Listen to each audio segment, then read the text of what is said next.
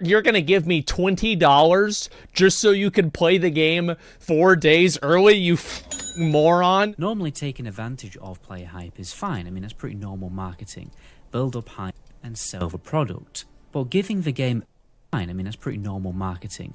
Build up hype and sell the product. But giving the game early to people who pay an extra 20 bones and only a few days early really is Blizzard bending you over in the storeroom. So with the shocking monetization model of Diablo Immortal, many players are skeptical about how the monetization is going to look. To be fair, nobody was shocked about Diablo Immortal's monetization. Nobody.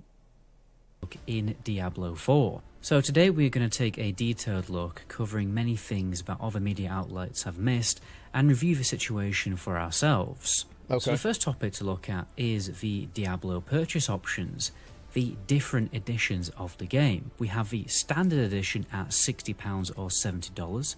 This has shocked quite a few people because the industry standard is usually £50 or $60 for a new game. PS5 games were I feel like first to set this $10 price tag increase. Well, it's supposed to be a $10 increase anyway, but when adjusted back into pounds or other currencies, it's normally less. For instance, it should actually be £57, but obviously in other currencies, they basically just round it up. So unfortunately, people in the UK are actually spending just a little bit more than people in America. that's what you guys Now, get. I don't want to defend this price tag increase, but what if I told you if you adjusted the inflation of a Super Nintendo game back from the 90s, today they would cost $130, because Super Nintendo games back in the day were $60. No, I remember this real clearly. Like, it was a $50 game, and my mom would be like, you want me to spend $50 on a fucking video game? And it was always about $50 fucking dollars. And it was like that for a while. And like, you know, usually I'd be able to get her to do it. But like, damn, that was hard to do. I remember my parents not being able to afford new PlayStation 1 games because they were around £40, which again, adjusted for inflation today, according to the Bank of England website, would be £75. Yeah. And these days, with video games having much more features like multiplayer, they require bigger teams, and therefore more staff and more salaries to pay, which is the biggest cost overall in game development. So the truth is, video games have always been expensive, and it's quite a surprise, really, that this industry standard price tag didn't increase earlier. I think the only reason why it hasn't is because video game companies have found other methods of monetization. It's because gamers can't spend $70 at a time. Because a lot of people that play video games are young and they don't have a lot of money. You can nickel and dime them for $3 microtransactions all the fucking time. Because for a lot of them, the reason why they don't have $70 is because they're bad with money. Which means that they're a perfect fucking audience for $3 microtransactions. It fits right together. And it's like, also, this isn't like a fucking, you know, we're not laughing at the poor people. It's like, bro, if you're 15, it's a lot easier to get together $6 to buy like a small pack on the game store versus get, like, you remember whenever you were a kid, like you're 13 years old and you get $70 together? God, that's a lot of fucking money. Which leads us onto our bonus editions of Diablo 4, the Digital Deluxe Edition and the Ultimate Edition, which are things I really can't defend. So obviously these editions provide extra cosmetic rewards. I'm gonna be real, I actually don't really give a fuck that much about this except for the early start. Like, I really don't give a fuck about a cosmetic inside of a live service game. And I think that it's good that some people are stupid enough to spend $100 on the game to finance the rest of the game for everybody else. Because that's really what's happening. Is that they're spending this money and they're giving Diablo this money and everybody else plays it for free. That's just how it is. And there's no advantage they get for it other than some cosmetic bullshit that 90% of people will just see and be like, well, And that's it. Let me tell you what actually For happens free? Oh, when you... excuse me, not for free. Yeah, you do buy the game. Sorry, I'm used to, like, I've talked about this before with, like, other, like, free-to-play games, so I'm kind of just, like, used to going into autopilot mode on this one. Buy a digital deluxe edition. It really is no different from Blizzard sticking a sticker on your back saying "kick me" while you are walking through a school corridor. People think that when you buy these cosmetic rewards, you will look cool in the game, but in reality, other players will just make fun out of you. Well, they won't make fun of you either. It's just nobody will care. That's the difference. Nobody's going to give a fuck. They're just going to see, oh, he got the money, the one that costs more money. Okay. People bought the TBC Deluxe Edition. The community made a weak aura to automatically spit on people who had the Phase Hunter mount. And 158 updates and 197 comments. People had to prevent people from using the /spit command on other players in... I believe in both feminism and critical race theory, and even I think this is soft as hell, Lamau. That's because Blizzard doesn't care about feminism or critical race theory. They care about critical profit theory. And whenever you make people that spend money on your game feel bad about it, it's not good for that theory. So guess what happens? The theory's fucking gone. The emote's fucking gone. It's done. It gets deleted. That's what happens. Game maximum profit theory, yeah. So with the Digital Deluxe Edition, you will get the Temptation mount, the Hellborn Carapace mount armor, and with the Ultimate Edition, you also get the Wing of the Creator emotes. And these editions also include elements of the premium seasonal battle pass, which I will explain later. But the worst thing about the Digital Deluxe Edition is that they give you the game 4 days early. You will be able to play the game earlier than people... Which I will also say is not that big of a deal, except for FOMO, because there's no leaderboards or competitive aspect of the game whenever it releases. So it's like you're paying money to get to the front of the line for the next line that everybody starts in the same place at. PvP. It's only relevant for streamers. Yeah, it's not a race. Yeah, it's fundamentally not a race. Like, yes, it's partially pay to win, sure. But, like, in every single organized version, as far as PvP could be different, I don't really know. I think that if you care about PvP in Diablo, you're a fucking moron. But let's say it is different, then maybe that's something separate. But for the actual, like, the real content that matters, there's no leaderboards, there's no race, there's nothing. People who buy the game normally. Now, this monetization strategy is a fairly new thing. Yes. And in my humble opinion, it's very, very manipulative and very low and scumbaggy. Absolutely. And if I was making a game, I would do it too. Because it's literally free money. You're saying, you're going to give me $20 just so you can play the game fucking 4 days early, you fucking moron. You stupid idiot piece of shit. You want to do that? Okay, fuck you. Here you go. You're going to play the game early.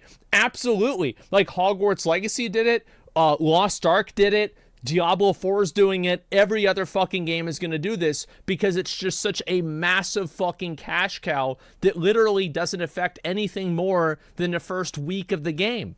Of course they're going to do this.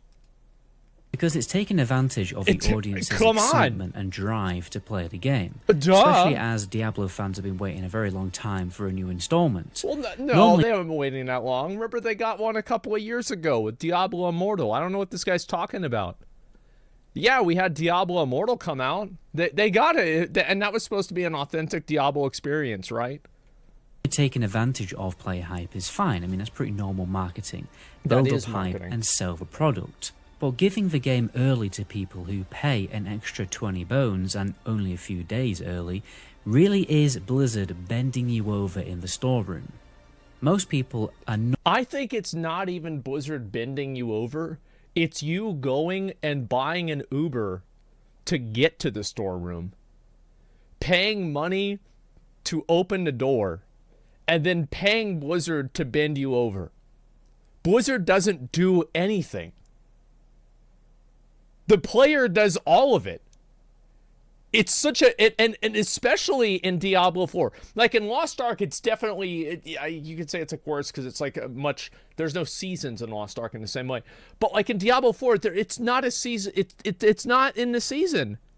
It's just so you can play the pre-game earlier. Not going to buy a digital deluxe edition normally. But if you get the game 4 days early, you better believe you are, baby. So now a lot of players will probably buy that deluxe edition even though they really don't care about the cosmetic rewards. We're basically being forced to buy something we really just don't want. I think that if you feel like you're forced to play Diablo 4 4 days early and you're forced to give Blizzard $20 extra, and you're not a streamer or a content creator, you need to go outside.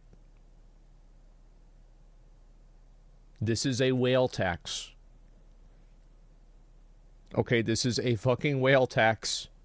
It is stupid. It is absolutely unnecessary. It is, I think, also bad for the integrity of the game. But because it is so profitable, it's going to happen. And that's just how it is. Video games are art, but you need to sell art. By the way, guys, we are actually doing a Diablo 4 beta key giveaway in this video. All you have to do is subscribe to the channel and make sure you leave a comment down below. And that's the truth, right? People are going to complain about it all they want, but they're still going to buy it. One at random. And I'll also be giving some of the keys away on my Twitch over the weekend, so be sure to follow me on Twitch also. Now let's move on to the Battle Pass. The Battle Pass is a monetization model that many free-to-play games have. The fact that Diablo is a pay-to-play game that also has a Battle Pass is a pretty unique situation. No, it's not. World of Warcraft effectively has a Battle Pass with the trading post, although it's free. Many buy-to-play games now have Battle Passes. Yeah, COD has Battle Pass, Destiny, BDO, Rainbow Six Siege, Final Fantasy. I don't think Final Fantasy has a Battle Pass. I don't think so. Yeah, many games are going to have that. Doesn't mean it's good. I am actually a Battle Pass enjoyer. I don't find Battle Passes to be problematic. I think that people's dislike about Battle Passes is so... Whenever you get down to the nuts and bolts of why they don't like the Battle Pass, it's actually a reason that doesn't have to do with the Battle Pass. It has to do with something being pay to win, or it has to do with something being locked behind the store and not earnable in game. So like what you really don't like is transactions and cosmetics and like microtransactions in games, and the Battle Pass is just categorically one of those transactions. So it's actually nothing to do with the Battle Pass. Does that make sense? But Diablo, if I hate the FOMO behind it. Well, I mean, there's FOMO in like a lot of games. Like I feel like every game almost has FOMO. The reason why every game implements FOMO is because it works. Like, it works. It works in every single case. Blizzard live up to their promises, we'll have new content for us to play every 3 months. And this will be totally free content. What's that? You don't need to pay for the Battle Pass cool. to get this content.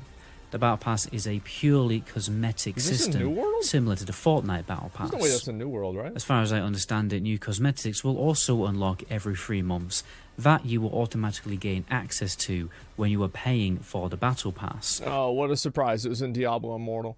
A FOMO is fear of missing out. It's adding in limited seasonal rewards that encourage people to play the game very immediately rather than playing it at their own pace to obtain the seasonal rewards before they go away. So FOMO could be something like gladiator mounts each season in World of Warcraft, keystone mounts, cutting edge. It could be like a battle pass going away and not letting you obtain the rewards from the previous battle pass. It could be like a event, like for example, like Hollow's End event in WoW, where you can only farm the fucking Horseman's Reigns during the the October month, stuff like that. So yeah, and every game has this because it works. It's that simple.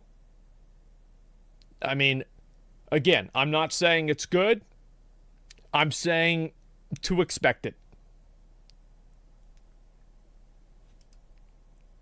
So I guess the fact that there is free content coming out every few months, this cosmetic battle pass and the cosmetic in-game shop is somewhat justified. Because without systems like this, obviously you would have to pay for the content updates instead, because they would have to function more like a DLC. But if you ask me, I think the game purchase price should have been dropped slightly if you're going to have a monetization system like this. Otherwise, you are going to convey a very greedy company image and frustrate a lot of players. I don't agree with that personally. I think that people are so predisposed to thinking Blizzard is a greedy scam company that nothing they do will change that outlook. Blizzard literally gave Overwatch 2 out for free, and they got rid of loot boxes. And somehow people turned that into an L. It doesn't matter what Blizzard does, because Blizzard is bad in the eyes of a lot of people. They've already made up their mind that Blizzard is bad, and people on the internet don't like changing their mind. So if they had put out Diablo 4 for $50 with a few microtransactions, people would still complain about the microtransactions. If they put it out for $50 and then they added new content regularly with a battle pass, people would complain about that. There is nothing that they could do to change that. Like, bad take? No, I've watched things on the internet all the time. Like, I make content about all these games. I read the comments. It doesn't matter what Blizzard does. People are always going to say they're being greedy. Yeah, that's it. You can't please anyone? Exactly. It was an L because removing loot boxes fucked the progression. It's not about the boxes. Problem is it didn't replace the progression. Oh, yeah, for sure. It wasn't great, but I'm just saying in terms of making money. Like, you can't say that's greedy in the same way. Overwatch 2 Battle Pass is fine. The individual skin prices are insane. Yeah, but, like, am I the only person who doesn't care about how much a skin costs because I'm not a FOMO Andy, and if I don't feel like buying something, I just don't buy it because it costs too much money, and the actual value that it provides to me is nothing because it's just a skin and it's pixels in a video game and I don't really actually care, especially whenever it's just attached to how big your bank account is? Am I the only person that feels this way? Like, I think this is ridiculous. This is ridiculous. Like, so what's worse? Like, having something that simulates gambling that's accessible by children and, comparing that to having a high price tag on a skin that you don't have to buy? Get the fuck out of here. It's not even close. Yeah, people are just nuts, man. People hate seeing others make money. All I'm saying is that it doesn't matter what Blizzard does. People are going to hate them for doing it. That's just how it is. Whether you think this is deserved or not, it's true. Especially good for Blizzard, in my opinion, when they really need a little bit of a redemption arc, because obviously they already have a pretty bad image. If this game isn't the best thing since sliced bread, Blizzard should be worried, because it won't end well for them. We don't have any plans at the moment to do PC. Do you guys not have phones? Yeah, you guys all have phones,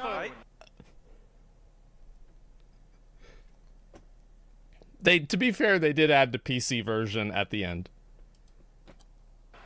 If it doesn't tick the boxes and light the candle of most Diablo fans, yeah, they're going to be in trouble. Yeah. Now, early reviews have, on the majority, illustrated the game in a good light so far, but some reviews have pointed out lag and other in-game glitchy issues. Oh, there are a number of issues with Diablo 4. And big surprise, the beta for the game The game isn't ready. Yep. I could have expected that. That's true. Absolutely. I agree and disagree. Diablo 2 Resurrected is a great example. General population do not hate Blizzard just for hate. Well, it's not a new game. Like, re-releasing an old game is not the same thing as releasing a new game. And I think that people can acknowledge that not every single decision Blizzard does is bad.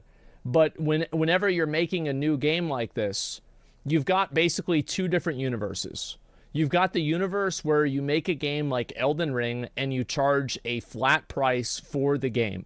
Like you're charging $60 or $80 for the game. And then after that, you get maybe one patch with like the Coliseum, which is admittedly like not that big of a patch. And then other than that, you get no new content at all until the DLC. Or you have a game like Path of Exile, where it's a free-to-play game, and you spend the money, and you get like a base game experience, and then you have seasons that are financed by microtransactions. At one point or another, this is just the truth. If you are expecting a game to be developed past the launch of the game, you should expect to have some form of monetization that funds that development. This is not a crazy take. It's common fucking sense. That's how the world works. You might not think it's fair. You might not want it to be continue to be developed. But that's how it works. So we'll see how this pans out in the future. If the game launches with huge instability issues, which, let's be honest, Who's in the queue now, bitch? has been a common recurrence. Man, who the fuck was that? Instability issues, which, let's be honest... No, who was it in chat? What's their fucking name Who's in in the chat? Who fucking was this? Queue now, bitch. Who was it?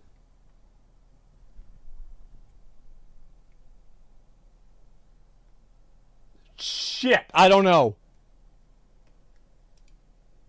has been a common recurrence in recent Couldn't see his history of name. Blizzard games. Remember Warcraft 3. The game will suffer.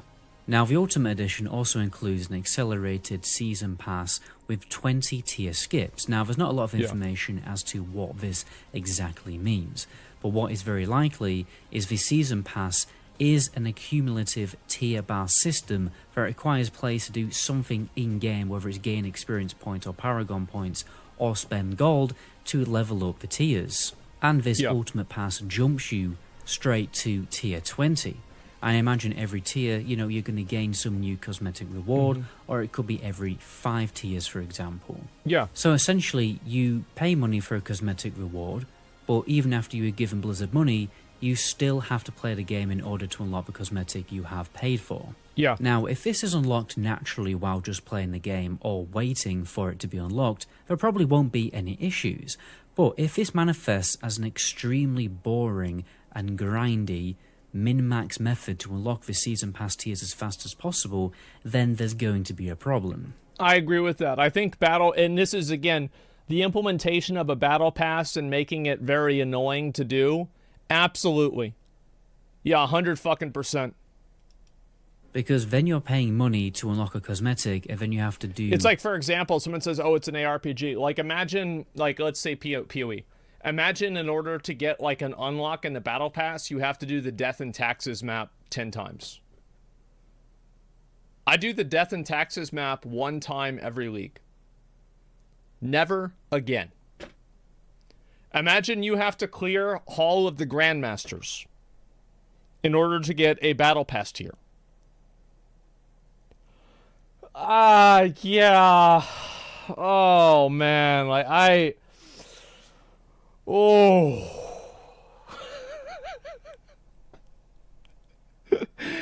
So, yes, I think implementation does matter. Lots of boring grinding, basically work, let's be honest, to earn something you have already paid for. Yeah. Which is just a stupid system. So hopefully it won't turn out like that. I think personally for me it would just make more sense for the tiers to periodically unlock guaranteed over the course of the season. Like every 5 days or something like that. I think what would be better is, like, I actually don't mind having to unlock the tiers, but what I don't like is that there's an end point to where, like, oh, if you run out of time, you don't get it. I wish that with the battle passes, if the battle pass duration runs out and you don't finish it, you could make progress on, like, a legacy battle pass if you continue playing the game. I think it's kind of shitty that you can spend money on the battle pass and then at the end of it, you don't get everything out of it because you just weren't able to play the game enough. How does that improve the experience of the player? And how does that make the game better? And also, you would still have to earn the items, theoretically. So it's not like you're giving people things for free or you're devaluing people's accomplishments, because the majority of battle passes, you're not doing anything that's particularly impressive or amazing. You're just sitting there and farming some boring bullshit. You're completing 100 maps. You're doing 100 dungeons. You're not reinventing the wheel. You're not doing anything. It's not like this fucking crazy, amazing thing that, like, only the best players can do, like getting Gladiator or getting your fucking Keystone Master Mount. These are not skill-based achievements. They are mainly participation trophies that are tiered out to make people feel like they're not wasting their fucking life playing a video game. So what is the harm in allowing people to work on Legacy Battle Pass cosmetic progression? I don't see it. You'll also be glad to know that there's no auction house in Diablo 4. The auction house in Diablo 3 was a complete mess that people could actually... It was great. Oh my god. I love the Diablo 3 auction house, man. That was just something special. I tell you that, man. If that man, I bought a lot of food with that auction house. I remember I had a friend that quit his job to sell things on that auction house, and they shut it down. But before then, he was eating good. Yeah, those were the days. Use real money to buy items off. Yeah. There will be none of this nonsense, but you will be able to trade between players. Only normal, magic and rare items can be traded. Gems, golden elixirs can be also, so no legendaries or unique items. Rare items can be enchanted, but then when they are enchanted, they can no longer be traded. Guys, that's where And they also are enchanted with, like, the lowest tier roll of the legendary effect. End the video there. If you haven't already, please do me an absolute solid and check out my second channel. My plans on my second channel very soon is to cover the new Bethesda game, Starfield, which is essentially going to be Skyrim in space. The release date has been announced, and we're going to be following that game very closely Starfield? with videos on that channel. But anyway, oh, I think it's Star ciao. Citizen. Okay.